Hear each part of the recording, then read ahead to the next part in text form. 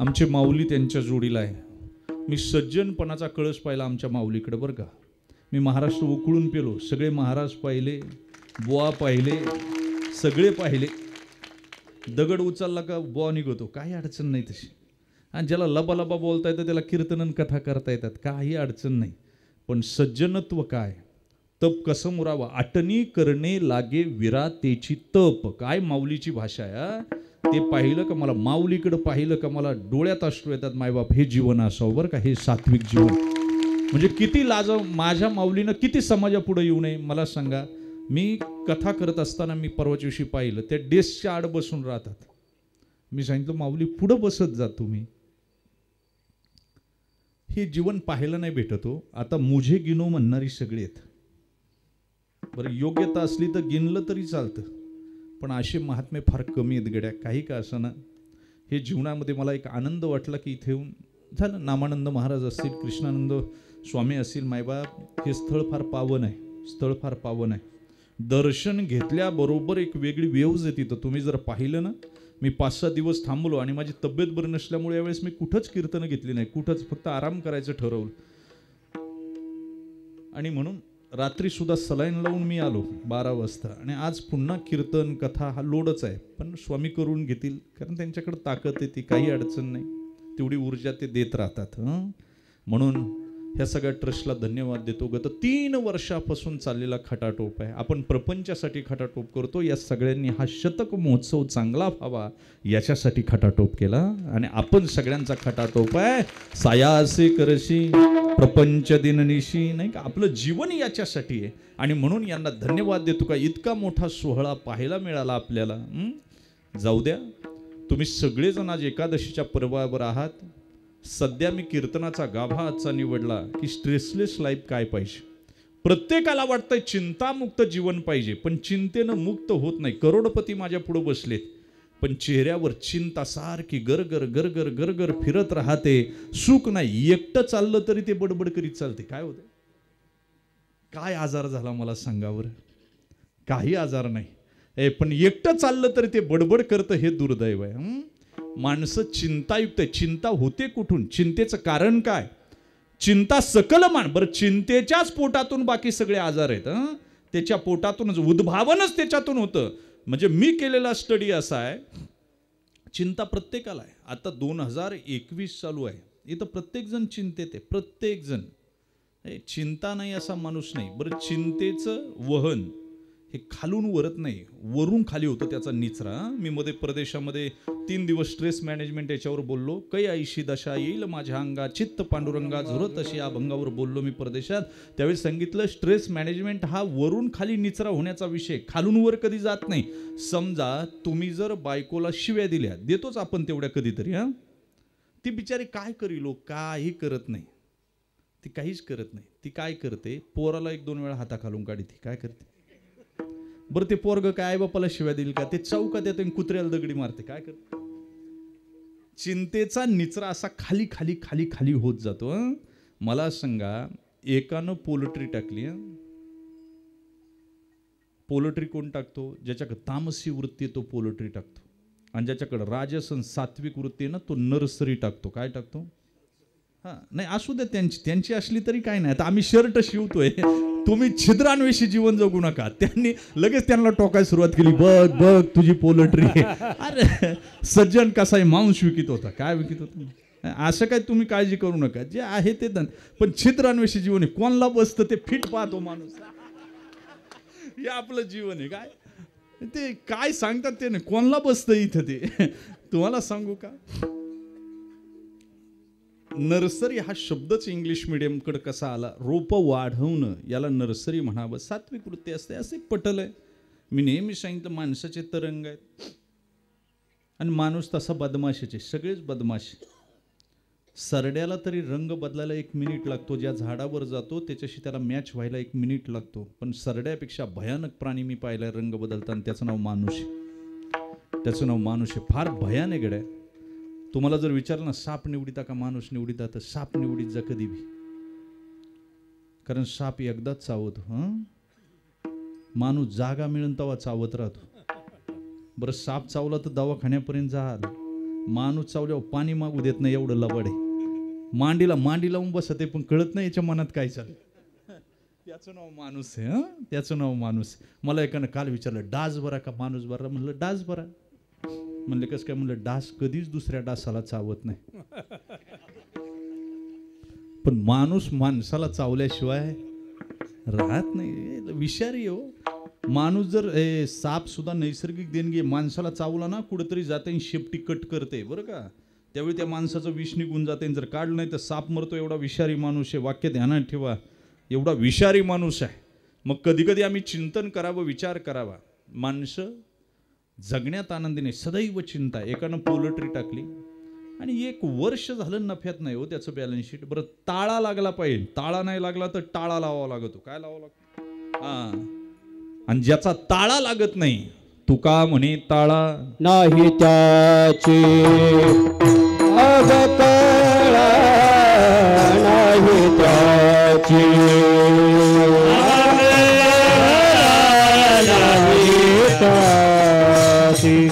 अवकळा नाही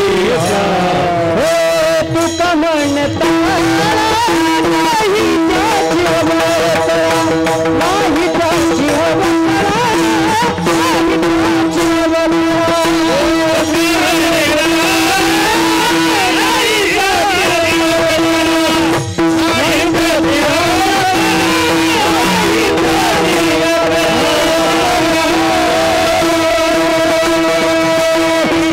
balance sheet जुळलंय त्याला घाबरायचं काय कारण आहे. इन्कम टॅक्स अधिकाऱ्याला ते म्हणतं कुठून येऊ दे, माझं बॅलन्स शीट जुळलेलं आहे. ज्याच्या हिशोबात गडबड आहे ना त्याला घाम फुटतो. काय होतं म्हणून एंट्र्याच क्वांट्रा मारी जा. जास्त बॅलन्स शीटमध्ये गडबड नाही ठेवायची. कळालं तर पा सीएला 1 वर्षाचा हिशोब देताना घाम फुटतो. आपल्याला आयुष्याचा हिशोब द्यायचा आहे. वरती गेल्यावर आयुष्याचा हिशोब द्यायचा. एंट्र्या एवढ्या ट्रान्सपरंट ठेवा का जीवन जगताना आनंद झाला पाहिजे, कडे मरताना सुद्धा आनंदच झाला पाहिजे. मला ओशोचे बाकी विचार पटत नाही, पण ओशोचा एक विचार बाकी चांगला आहे. मृत्यू ही रंगपंचमी आहे आणि प्रत्येकाला खेळता आली पाहिजे. काय झालं पाहिजे. रंगपंचमी. मरताना काय दुःख असावं माणसावं. उलट बरं आहे. नवीन शहर, नवीन देह, सगळी लफडी मिटली जातात मागची. काय काय ताण राहतो मला सांगा ना. पण माणसं रडतात हे दुर्दैव. मी सांगतो मरणाचा सुद्धा सोहळा झाला पाहिजे. मरणाचा सोहळा झाला पाहिजे. ते जीवन आहे. ते जीवन आहे. चिंता असताच कामा नये. एकानं पोल्ट्री टाकली ताळा लागा ना. त्याचा लॉसमध्ये बिझनेस चालू झाला. त्यानं मॅनेजरला बोलवलं. म्हणलं अरे मी लातूरला राहतो, तू पोल्ट्री इकडं टाकली, माझ्या काय पैशाचं झाड आहे. दर महिन्याला तुला पैसे आणून देतो. लॉसमध्ये चाललंय सगळं. या महिन्यात जर बॅलन्स शीट प्रॉफिटमध्ये आलं नाही तर मी तुला कामावून काढून टाकील. आता मॅनेजर टेन्शनमध्ये आला बघा. आणि ते कोंबड्यांकडे गेलं, कोंबड्यांना दम दिला. जर मला आजपासून डबल अंड दिलं नाही तुम्ही तर तुम्हाला दाना पाणी बंद. मायक काय पाहता. कोंबड्या टेन्शनमध्ये आलं ना. डबल अंड दिलं त्यांनी. मॅनेजर म्हणला चेक करू दे. विश्वास नाही. एका जागी एकच अंड भेटलं. म्हणला काय 1 दिलं. समोरून आवाज आला नशीब समजा मी 1 दिलं. मी कोंबडा आहे तरी 1 दिलं. काय दिलं. 2024ला कोंबडा सुद्धा अंड देणे एवढं टेन्शन आहे. किती आहे. तुम्हाला कळालं तर पहा. मी फक्त चिंता सांगतोय तुम्हाला, टेन्शन सांगतोय. बाकी काही ताण घेऊ नका तसा. आणि माझ्या कीर्तनात मोकळं राहायचं. मोकळं राहायचं. काय महिला वर्ग तुम्ही सुद्धा, तुम्हाला कॅल्शियम झालं, थायरॉइड झालं, तुम्हाला बीपी वाढला तुमचा, मोकळा हसती सुद्धा नाही हो तुम्ही. विनोद झाला ना मोकळा हसत जावं. मैत्रिणीच्या हातावर टाळीवर टाळी देऊन हसायचं. पडली तरी चालेल. बरं तुम्हाला कुठं हसायला मिळतं. सप्ताह सोडला तर कुठं हसायला जाणार. तुम्हाला कुठं हसायला मिळणार. तुम्ही मला सांगा. विनोद झाला ना तुम्ही यांच्याकडे पाहता, बाई आमचे हे इकडं बसलेत, त्यांना हसलेलं आवडत नाही, त्याचं सोडून दे, ते कुठे जाऊन हसून येते. माणसानं मोकळं हसावं आहे. ज्याला हसता येतं ना त्याला 4 माणसात बसता येतं. जगणं सुद्धा त्याचंच आनंदी होतं. ध्यानात ठेवा. विठाला विठाला.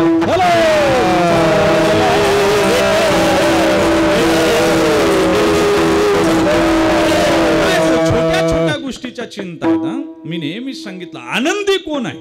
आनंदी कोण आहे. आद्यगुरु शंकराचार्य म्हणतात अंश आणि अंशी एकच आहे. ईश्वर आणि परमात्मा एकच आहे. वेदांताची परिभाषा सांगतो ऐका. बाकी शास्त्रकार असं म्हणतात अंश आणि अंशी एकत्र असू शकत नाही, आणि जोपर्यंत अंश आणि अंशी एकत्र येत नाही तोपर्यंत आनंदाचे फवारे उडत नाहीत. बरं का, वाक्य ध्यानात ठेवा, फार गोड चिंतन सांगतो.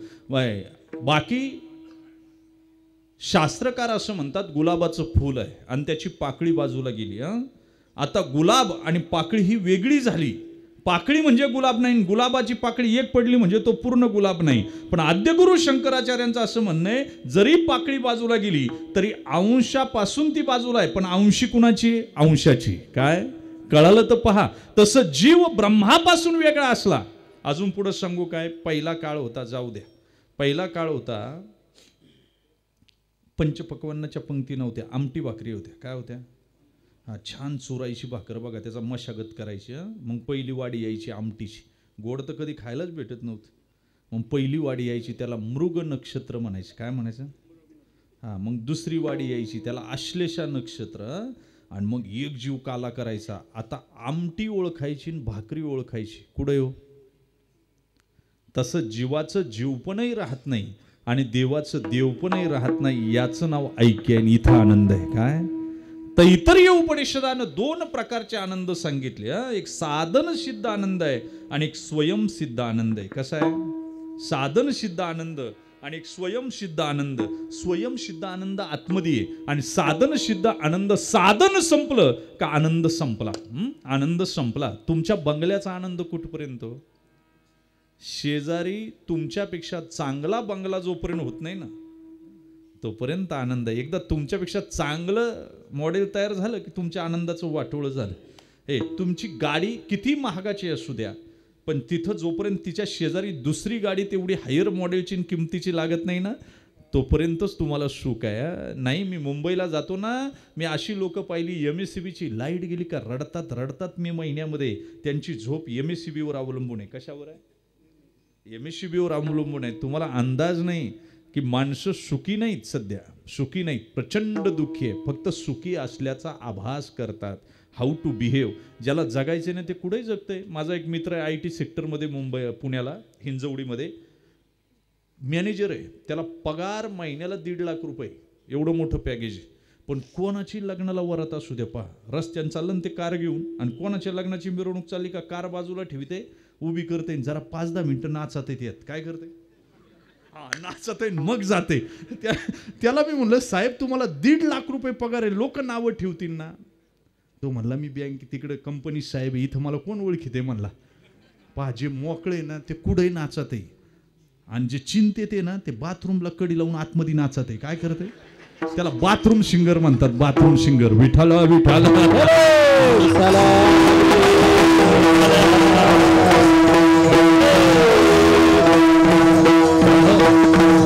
काय करता असे बरेच आहे. म्हणजे तुम्हाला मी सांगू का, जे टेन्शन फ्री आहे ना ते चौकात उभं राहून इथं आईस्क्रीम खाईन, बरं का. पण बाकीचं रस्त्यावर सुद्धा उभं राहू शकत नाही. एवढं कंजेस्टेड माइंड झालीत लोक. काय झाली?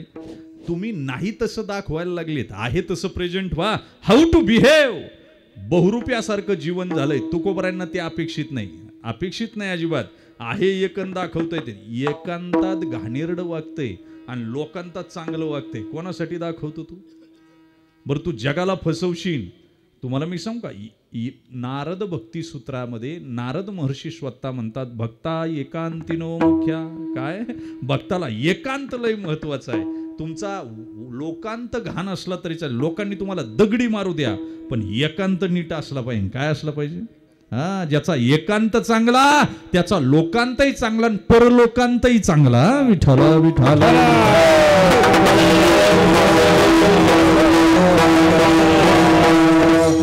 अशी अवस्था आहे. लोक चिंतायुक्त अंतकरणानं जगतात. मग चिंतेचा उद्भव कुठं? चिंतेच्याच पोटातून भय नावाचा आजार जन्माला येतो. का? प्रचंड भय आहे. काहींना सत्ता जाईल याचं भय आहे, काहींना मिळेल की नाही त्याचं भय आहे, काहींना आयुष्य टिकेल की नाही याचं भय आहे, काहींना सौंदर्याचं भय आहे. अरे संसारिकांना चिंता कुठं आहे? लग्न पोर मिळेल की नाही, पोरगी मिळाली तर पुन्हा तिला दिवस जातील की नाही, दिवस गेले तर पोराची वाढ नीट होईल का नाही, पोराची वाढ झाली तर नॉर्मल होईल का सिजर होईल, नॉर्मल जर झालं तर काचेच्या पेटीत जाईन का. प्रत्येक कोणत्या शाळेत घालायचं, नर्सरीत घालायचं का मराठीत घालायचं, तेवढं जरी झालं तरी पुरं ते नीट सांभाळीन का लाथा घालून बाहेर काढीन, किती टेन्शन आहे मला सांगा ना, किती ताण आहे. सामान्य जीवाला सुद्धा चिंता आहे, संतांना सुद्धा चिंता आहे. संतांची चिंता वेगळी आहे, सामान्याची चिंता वेगळी आहे, जडमुडाची चिंता वेगळी आहे, आणि देवाची सुद्धा चिंता वेगळी आहे. देवाला सुद्धा चिंता आहेच चिंता. सामान्य मला सांगा, एका चिंतेच्या पोटातूनच दुसऱ्या चिंतेचा जन्म आहे. भाऊ शाळेत जाताना बारकं पोरगं पाहतं, ते म्हणतं मम्मी मलाही दप्तर घेना, मलाही वॉटर बॅग घेना. ती म्हणते घ्यायची हो राजा, घेते तुला. त्याला दप्तर घेतलं. आता नर्सरीत जायला लागलं. नर्सरीत पहिलीत जायला लागलं समजा, तर पहिलीत जाण्याची इच्छा पूर्ण झाली, पण तिनं कॉलेजला जायच्या इच्छेला जन्म दिला. काय दिला? आता कॉलेज आलं, ग्रॅज्युएशन झालं, पण आता नोकरीला लागण्याच्या इच्छेला जन्म दिला. काय दिला? आता नोकरी लागली नोकरी, आता छोकरी मिळेल की नाही याला जन्म दिला. आता मुलगी मिळाली तर मुलं जन्माला येतील की नाही याला चिंता. मुलं जन्माला आली तर ते म्हणतंय लातूरला राहायला गेलं, माझं पोरगं फ्लॅट घेईन, तिकडं जाईन मी. पोरगं नोकरीलाही लागतं, ते फ्लॅटही घेतं, पण याला काही नेत नाही. चिंता संपत नाही. ज्ञानोबरायने ज्ञानेश्वरीत ओवी वापरली, कोश कीटकाचे परी आपुलापनाची वैरी. सांगा ना, आपलाच आपण वैरी आहे. कोण आहे? असं गुंत का बाहेर पडायला खिडकीन दरवाजा सुद्धा ठेवीत नाही. तो कोळी नावाचा कीटक तसं गुंतलंय. मी मुंबई पुण्यात पाहतो, लातूरचे काय असतील तर आयुष्यभर एक घर बांधायला घालवतात. किती? आयुष्यभर घर बांधते, आणि नंतर पहा, घर बांधलं 2 पोरांच्या आणि 2 नवरा बायको 4 लोकांच्या, एवढंच घर बांधलं. पण आता काय झालं, हे रिटायर झालं, आयुष्यभर हप्ते फेडले, रिटायर झालं ना. आता त्या पोरं झाली, घर शॉर्ट पडायला लागलं. काय झालं मग? पोरं म्हणतात, बाबा तुम्हाला शेतीची आवड आहे, तुम्ही गावाकडे राहता काय? आवड काहीच नाही, याला काढून द्यायचं आहे. काय करायचं? तुमच्या जर ध्यानात आलं तर पहा, ते घर हसतं रे, म्हणतं बेट्या मी जाग्यावरच आहे, पण तू मला बांधलं, पण तुला बाहेर निघावं लागतं. हे वैशिष्ट्य आहे. काय एवढं सुद्धा जर कळत नसेल, किती दुर्दैव आहे. माणसं गुंतलीत, छोट्या याच्यात गुंतलीत. आणि किती आहे, संसारिकाला चिंता वेगळी, संतांना चिंता वेगळी. संतांनी चिंता सोडली. ज्याच्याकडे काही नाहीच त्यानं चिंता करायची गरजच नाही. बुवा तुकोबराय दोन्हीकडे अडकलेले होते एके काळ बरं का. देवना संसार तुका दोहीकडे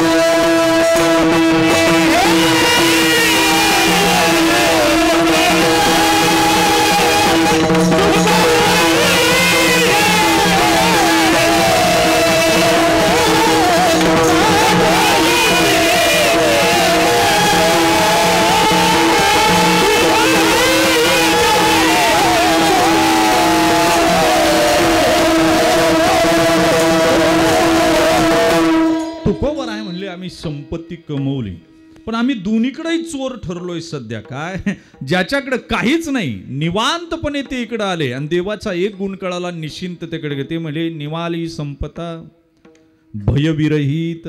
आमची संपत्ती कशी आहे? वीरवहिते. बरं आमच्याकडे संपत्ती काय आहे? छिद्राचा आश्रम, उंदरांची कुळवाडी. कोण बोलतंय?